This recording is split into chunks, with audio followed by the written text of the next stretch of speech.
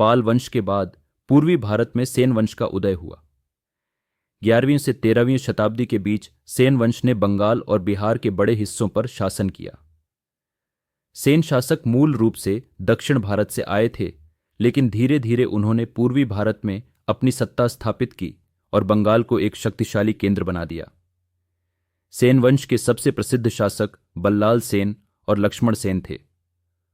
उन्होंने प्रशासन को मजबूत किया और कृषि तथा व्यापार को प्रोत्साहित किया।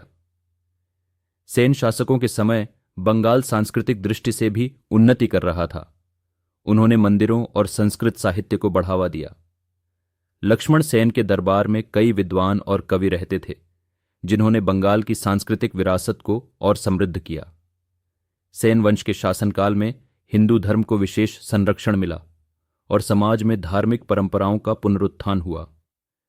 लेकिन जैसे जैसे समय बीता, मुस्लिम आक्रमणों ने इस साम्राज्य को कमजोर कर दिया।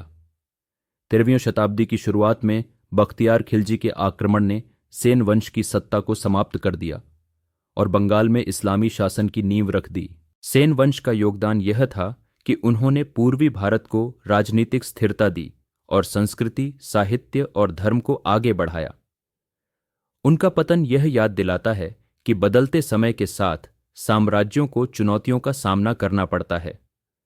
अगर आपको इतिहास आसान और दिलचस्प लग रहा है तो वीडियो को लाइक करें, चैनल को सब्सक्राइब करें और इंडिया इन 5 मिनट्स के साथ जुड़े रहें।